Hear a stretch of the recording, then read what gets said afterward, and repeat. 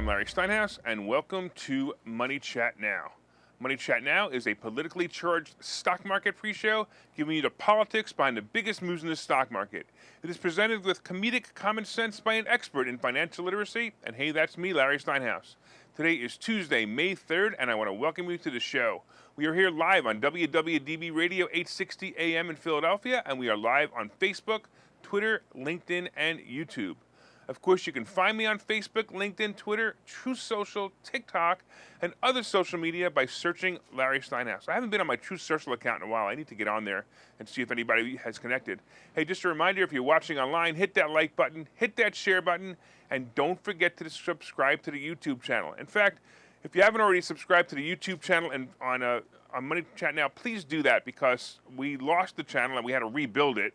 And I think we only have 50 subscribers now because I said something about the virus or something. I don't know. Anyway, you can comment live during the show on YouTube, Facebook, LinkedIn, and Twitter. And please say hi so I know you're watching. And if you're commenting from a group and not the Money Chat Now fan page, your name may not appear on my dashboard. So please go to the Money Chat Now page in Facebook and comment there so I can recognize you. I want to say hi to a whole bunch of people popping on. Thanks Dave and Jane and Michael and Peter. Oh boy, a whole bunch of people jumping on. Mark, thank you so much. I totally appreciate you guys. Hey, Money Chat Now is brought to you by Investor Schooling, and you can attend a complimentary class this Thursday by going to investorschooling.com, and there you will learn about real estate investing and stock options trading from those who do it every day. All right, on today's show, we're going to be talking about, of course, the futures update. We're going to be talking about parents supporting grown children. We're going to be talking about Series I bonds. Wait till you hear this. This is really weird. We're going to be talking about Spirit and Jetblue, the 4-day work week, the SEC and crypto, and of course, we're going to be talking about what's going on in the market and how you can make more money. All right. So what an interesting day it was yesterday. The Dow started to move in the morning, and then it tanked when the bond rate reached about 3%. The low of the day was about 230, and then the market started moving forward again. I actually predicted a bit of a dead cat bounce yesterday actually, but it really didn't happen. You know, you could say it did if you consider the fact that the Dow was down almost 500 points and then recovered to the positive. But I actually think today will actually be that dead cat bounce, even though the market is down. I'm going to talk about that in a minute. But if I'm correct, we should see a nice move in the market today. A surprise or not, you know, it would be probably the biggest surprise to me yesterday was Meta moving up 10 points. This is a stock that usually, you know, it kind of usually moves up after earnings, and it's doing just that. Unfortunately, it scared me when it hit 175 before earnings. It was an opportunity and I missed out on it. In fact, I actually sold my stock instead of buying it, which was dumb. Anyway, with the bond rate rising, you know, gold took a big hit over the past few days too, and I actually was surprised that gold dropped another 50 points yesterday. Gold is acting a bit funny lately, and I'm not sure why. Usually gold moves opposite of the market, and within reason, the market changes, and then gold moves opposite, so it's kind of surprising. It appears that gold is now moving opposite of bond rates, which makes some sense. The investors are looking for safer plays, and bonds are safe plays right now, especially with a dividend yield of about 3%. Tomorrow, or actually today, is going to be a really big day when the Fed Open Committee is going to issue a statement on monetary policy. The decision will be released at about 2:30, with the Federal Reserve Chairman Jerome Powell holding a press conference at about 2:30. He will say the same blah blah blah blah blah, inflation, raise interest rates. But he really needs to make a statement on how much they will be raising interest rates. Will it be 25 basis points or will it be 50 basis points? The answer is going to shake the market when the announcement is made. And in fact, if the announcement is made, it's better if he tells us what it's going to be than the speculation. The market response actually will not be so predictable either. You know, you would think that if the interest rates raised 50 basis points, the market would go down, and if it's raised 25 points, the market will go up. Well, instinctually, you are correct. But if the Fed raises interest rates only 25 basis points, then the market may interpret that as a slowdown in an economy and a fear of a recession coming soon. On the other hand, if the Fed raises interest rates 50 basis points, you might think the market would tank. But, of course, many of the market makers may have already factored in the 50 basis point raise, and that would make the market flat or even go up. This is why you can't always trust the obvious. But it obviously isn't always so obvious either. On Friday, we also have coming up the jobs report, and this usually determines how well business is faring and how well the average American is faring. If we have high unemployment, which I doubt, we could have a problem, right? I believe that we still have a labor shortage, not a job shortage, but it'll swing the other way, and then we'll have a job shortage. Sure, it's kind of be one of those things that's going to happen probably next year, but expect it to happen. All right, let's take a quick look at the futures.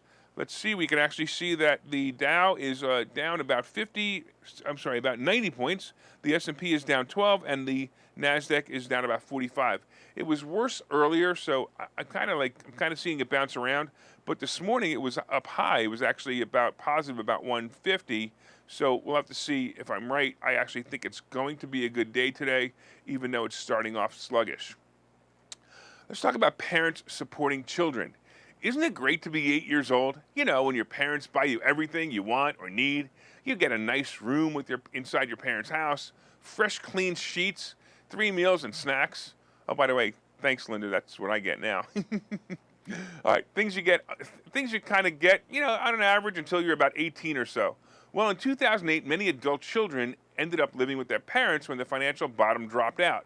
The adult children, sometimes with children of their own, moved back in with mom and dad because they either lost their house due to foreclosure or lost their job during the 2008 Great Recession and were maybe even evicted from an apartment. Well, according to new recent studies, apparently half of adults have counted on their parents for financial support over the past 2 years. Of course, the scamdemic had made it difficult for many to make ends meet, and many turned to their parents. The average amount, this was wild, the average amount that parents gave their children was about $1,000 a month. Now, I keep comparing to this time to what happened in 2008, and I see many scary similarities like this, right? Now, it also gets extremely dangerous for the parent because most of them should be saving for their own retirement in times like this. With the moratorium on evictions and foreclosures having ended a few months ago, some of these children are going to have a tough time making up the windfall of money that they were used to spending. It's very possible we will see what we saw in the Great Recession when children moved in with their parents. I can't help but think that this problem is mostly because the current generation of parents were brought up trophy kids. The kids who got a trophy for standing in the outfield, picking their nose while the ball fell right in front of them and allowed the run to score. They got their trophy for participation instead of effort. And my suggestion is a parent stuck in this situation of needing to help your child, make it a set amount per month. Maybe it's $500 a month, and don't give them any more than the amount that they need to cover this so-called temporary situation, and also give them a time limit for the amount that they're going to give them. Maybe it's a year, maybe it's 2 years, whatever it is, but at the end of that time period, say, sorry, you can't have any more. That will teach them responsibility, and it will get them not dependent on you anymore, because if your children become dependent on you, it's not only bad for them, it's bad for you too. Don't do it. It's a big mistake. Don't let that happen. All right, let's talk about something really odd, Series I bonds. Now, this is going to be kind of counterintuitive segment of the show. I don't know if you guys remember. You remember those government-issued bonds that your grandparents used to buy you for a birthday present or a special occasion? The ones that had a face value of probably double the amount that they paid for them. They may say $50 printed on them, but they really cost $25, and the $50 face value was the value it was projected to be after a certain amount of time, usually 10 years or more. These are called the double E bonds, and typically the rate was around 4 points plus percentage, right? Well, there's another type of bond called the Series I bond, and why am I bringing this up? Well, the crazy part is the current rate paid on these government-backed bonds is 9.62% guaranteed for the next 6 months. 9.26% on a bond? On a government bond? This is a record high for the bond. And the number, just so you understand, is based on the Consumer Price Index. And because the Consumer Price Index was so high, 8.5%, the bond rate peaked to this new percentage rate of 9.62%. It's unbelievable. And the bond is virtually risk-free because it is backed by the government. Now, before you snicker at the fact that it's backed by the government, remember that no matter how crazy you think it's getting, the government is still here and it's not going bankrupt, at least not in the next 6 months. And by the way, if you're thinking about getting this bond, it has a maximum investment of $10,000 per person or entity. You can actually buy them in trust too if you'd like. You can only buy the bond, by the way, you can only buy the bond from a government site called Treasury Direct. So if you actually wanted to go buy it, go to Treasury Direct. And if you use your tax refund, this is wild too, you can actually buy an additional $5,000 worth. I got to say, isn't it nice that the government borrows your money for free for a year, and now they're allowing you to use the money that you lend them to buy these bonds? Well, at least 9.62%, you'll probably do well with that. Again, I'm shocked. Hey, before we take a break, I see a whole bunch of people joining us online. I want to say hello to. I want to say hello to Jose and Susan and John and Ken. And wow, so many people. Mick and Tom and Charles and James. Wow, I may not be able to say hello to everybody anymore. And Moshe, of course, and Jane. All right, let's take a break here. I'll see you guys in about a minute. Okay, so you've thought about investing in real estate, houses, apartment buildings, properties, but don't really know where to start? Well, what if you could very easily learn how to gain strategies to use other people's money to buy and sell houses in the Philadelphia area? If you could learn and network with successful area real estate investors and how to produce monthly income on rental properties without headaches, that place is Investor Schooling. With Investor Schooling, you'll learn from two Philadelphia area rockstar real estate investors, Phil Falcone and Larry Steinhouse, about how to buy and sell properties the easy way and teach you basic and advanced techniques to help you make money in real estate. You can attend Investor Schooling in person or online visual classes 8 times a month. You can and will learn how to make money in real estate. Call for free information and get a complimentary pass to one of these classes. But don't delay, as these complimentary passes are limited. Call the number on your screen now or visit investorschooling.com. investorschooling.com. All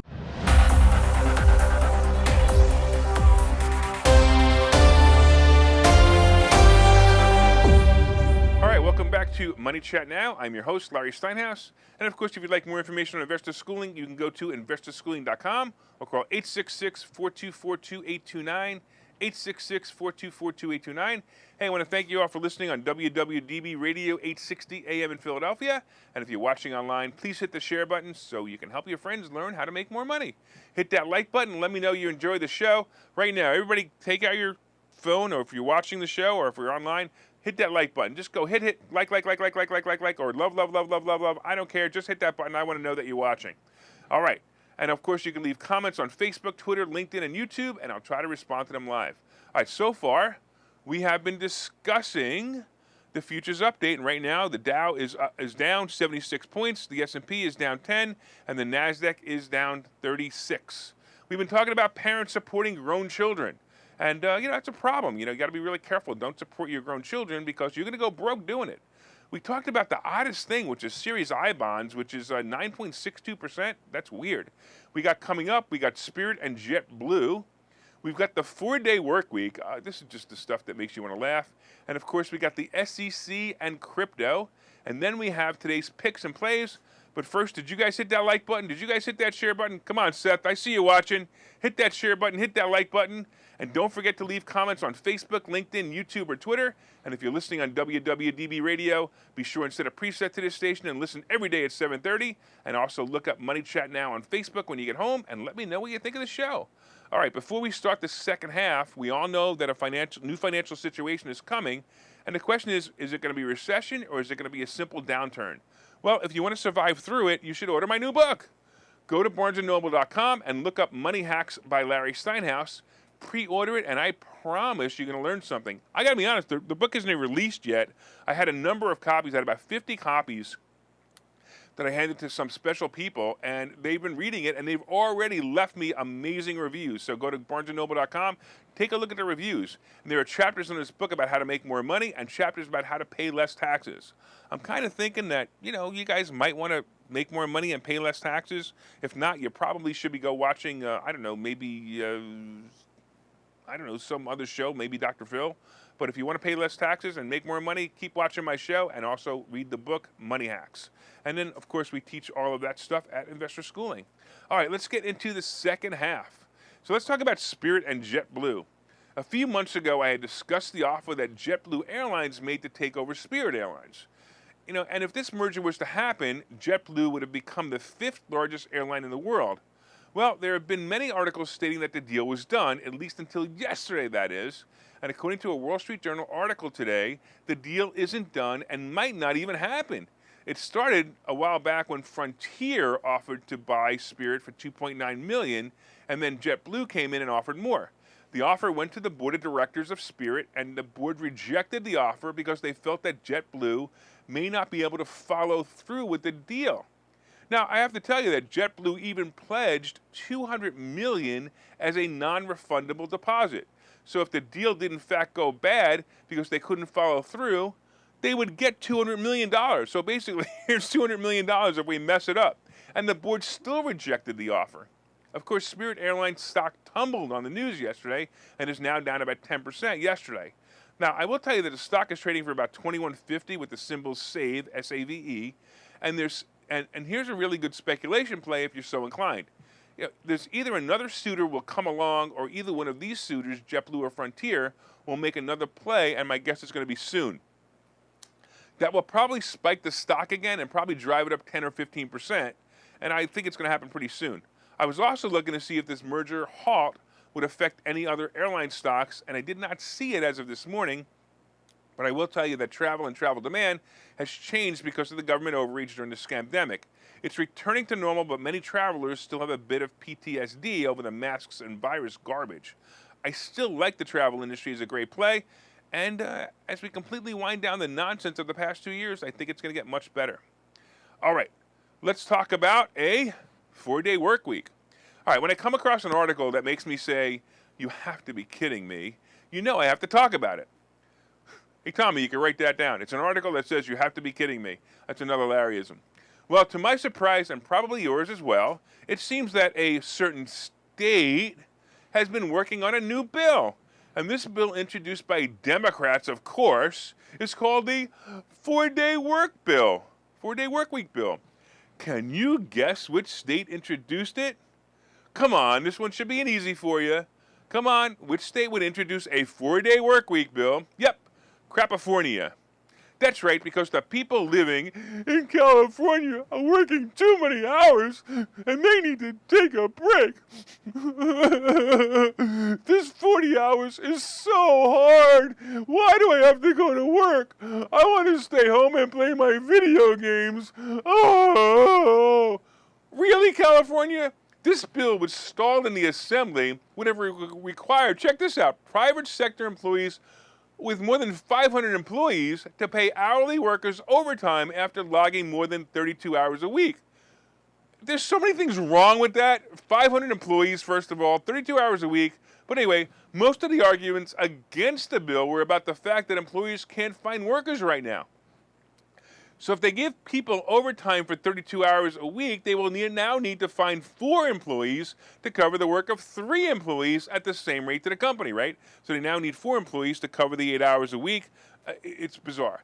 Listen, employees, this message is for you. Learn some negotiation skills. Learn how to get a higher salary or a higher hourly wage from the beginning. And guess what? You'll make more money. I love being anti-socialist. It uses the common sense portion of my brain that most people in this country don't use anymore. Ugh, unbelievable.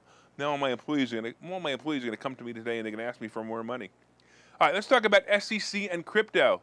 Hey, did you guys see my message in Messenger? You know, the one that I said, hey, if you buy Bitcoin from me at this link, you'll double your money guaranteed? Or how about the offer I made you to sell all my gold for Bitcoin? Yeah. Send me your Bitcoin for the gold, and I'll send you it in the mail. Yeah, it'll be there soon. Have you seen these fake account messenger messages on Facebook? Have you been a victim of it yet? I actually had somebody reach out to me and ask me where the gold was. I had no idea what they were talking about until they explained to me that I swindled them out of $5,000 in Bitcoin. As I pressed for more information, it turned out that someone cloned my Facebook account and sent private messages to all my friends list until they found a sucker who believed the scammer was me. Last week, we even had a scammer clone my Money Chat Now page, I don't know if you guys were on that day, and started hawking Bitcoin sales in the comments. We quickly shut it down, but it's an ongoing problem. And now the SEC is increasing their staff and dedicating a division to crypto fraud. This fraud can be any fraud, and not just that type I mentioned earlier. It could be anything from promises or fake promises, or even multi-level marketing companies that are selling crypto and they're doing it illegally. But now that I've got you guys to breathe a sigh of relief, wait till you hear about this team they put together. You would imagine that it would have thousands, or at least hundreds, right, of agents working on this project to stop the fraud. You would think they'd have mass technology. Well, here's what the executive order from Bitcoin Biden came up with. He's doubling the task force for this effort. Wow, that was the headline. It said, they're doubling the task force for the Bitcoin effort to stop fraud. You ready? It went from 25 people to 50 people. Check this part out. Wall Street top law enforcers said that 20 of the additional will include investigative staff attorneys, trial lawyers, and fraud analysts. So basically, they did nothing. They didn't actually double it. They did nothing, and it's amazing. So I've got a solution to this. If you want to stop the fraud, please send me $500 in Bitcoin to my wallet, and I will send you a shield and laminated ID card, making you an official fighter of crypto fraud. Now go to Stop the Fraud, and when you stop the fraud, and by the way, don't worry, I will definitely send you a private message with the details if you can't remember what they are. So to stop the fraud, you're going to send me $500 in Bitcoin, and I will send you a laminated card, and that'll solve the problem. All right, let's take a break, and we'll see you guys in a minute. Hi, I'm Larry Steinhouse, and I've written a book called Money Hacks. The subtitle to this book is because everything you think you know about money is wrong, and I promise you there are things you think about money that are wrong. There are chapters in this book that I think you will find absolutely fascinating, and some of them are, what is money anyway? Can money buy happiness? I'll bet you don't know the answer to that question. The truth about credit scores, how you can actually use credit cards to rebuild your credit. I also have chapters on being your own bank, how to buy houses with an IRA, and how to invest with other people's money. There are so many other chapters. There are 22 total chapters in this book, and I promise you're going to learn how to make more money and pay less taxes when you buy this book. My name is Larry Steinhouse. The name of the book is Money Hacks. You can get this book wherever fine books are sold, and you can go to barnesandnoble.com right now and pre-order it. I hope that you will enjoy it.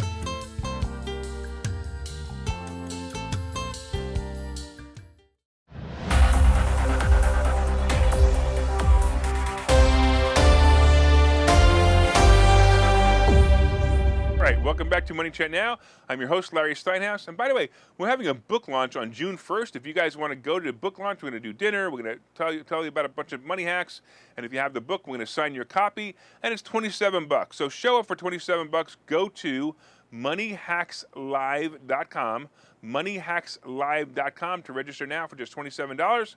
And I promise you that I'll even be wearing that jacket that matches the book cover that you just saw. And if you didn't see it because you were listening online, I promise you'll enjoy the jacket. All right, so far we've been discussing the futures update. Of course, the Dow is actually down only 58 right now. The S&P is down 7, and the NASDAQ is down 27. We talked about the fact that parents are supporting their grown children. Stop it. You're going to get hurt. I'm telling you, it's a bad move. Put them on a limit. We talked about Series I bonds paying 9.62%. That's insane. We talked about the Spirit and Jetblue merger. We talked about the 4-day work week in California. And we also talked about the SEC and crypto. And if you guys didn't send me the $500 yet in Bitcoin, send it to me so I could send you that shield. Come on now. All right, did you guys hit that like button yet? Did you guys hit that share button yet? Come on, let everyone know what great stock plays are coming by sharing this information. And you could share on your page or on groups that you feel will benefit from the great stock plays. And let's talk about it. You could also leave, by the way, comments on Facebook, Twitter, LinkedIn, and YouTube. And thanks for all the comments. I totally appreciate you guys. And if you're listening on WWDB Radio, set one of your presets to this channel and listen every day at 7:30 for all you need to know about the politics behind the stock market. Hey, we did not get, as I said before, we did not get the full dead cat bounce that I expected yesterday, so I believe it will happen again. It will happen today, actually. By the way, I was asked by one of my students, what is a dead cat bounce? Well, the term comes from a weird reference, which is even a dead cat bounces when it's thrown off a roof. No, really, that's where it comes from. It refers to the fact that when we have a major drop, it is often followed by a small increase. And that could be yesterday's dead cat bounce actually happened at the end of the day. And it may not happen today, but I still expect an increase in the market today, so watch for it. And you also have to watch because the Fed's going to announce whatever they're going to announce today, and watch the market from 2 to 3:30. It'll be a fun ride because the market always reacts to Chairman Powell. My plays are back to back, are also back. I'm sorry, not back to back, but they're back in travel stocks. I added CCL yesterday, and I also texted my students to do the same. So if you were one of my students and you got the text and you bought CCL, you're like, wow, this was a really good idea because it's already up. This is a no-brainer at this price. The cruise industry is coming back along with the other travel stocks, and CCL, if you remember, it was in the 50s pre-scamdemic and probably won't return there for a few years, but 30 is very likely even by the end of the year. Look, I buy it whenever it hits under the 18 range. I ride it to the 20s with calls, and that's a really nice profit. Meta is moving up, and I also believe Apple will start to move up as well. Look for another dip on both before jumping in. I'd also consider a good dividend-paying stock for the bumpy ride that we're going to experience this year. All right, let's take a final look at the futures. They are kind of moving forward. Right now, the Dow is down 41, the S&P is down about 5, and the Nasdaq is down about 15. So it's still better than it was before. But again, it's just odd because I noticed it was up pretty high this morning. All right, let's talk about crypto. Apparently, you guys didn't send me the Bitcoin for the Shield and ID card because Bitcoin is still below 39,000. Look, if you buy the Bitcoin to send it to me, the price will start to rise. So start to send me the money. What is wrong with you guys? Let's go. All right, so let's talk about gold and silver. Gold is still baffling me at 1850. However, it could be a good play for some of the ETFs like JNUG. I know, no more JNUG. Or gold mining companies like Yamana Gold. These might be good plays. Look for Yamana to go maybe to 4.5 before you buy it, and it might be a really good play. The Treasury bond is what spooked the market yesterday when it went over 3 for the first time since 2018, and it's hovering there again. And I'm going to tell you, wait till this afternoon because when the announcements come out, it's going to get kind of weird. You'll actually watch the bond move. All right, so oil also is it's actually sitting about 105 a barrel. I still think this is going to go into the low 90s and stay there. And I want to thank all you guys who are listening on WWDB Radio in Philadelphia. I want to thank you for your continued support. And if you're enjoying the show, please reach out and let me know. If you're online, hit that like button, hit that share button. And my name is Larry Steinhouse. I am the host of Money Chat Now, and I am the CEO of Investor Schooling. And you guys should know, of course, that from time to time, I own some of the assets and options discussed on this show. And the opinions discussed on this show are solely mine, and no one has asked me to discuss them. And you guys are all going to have an awesome, profitable day.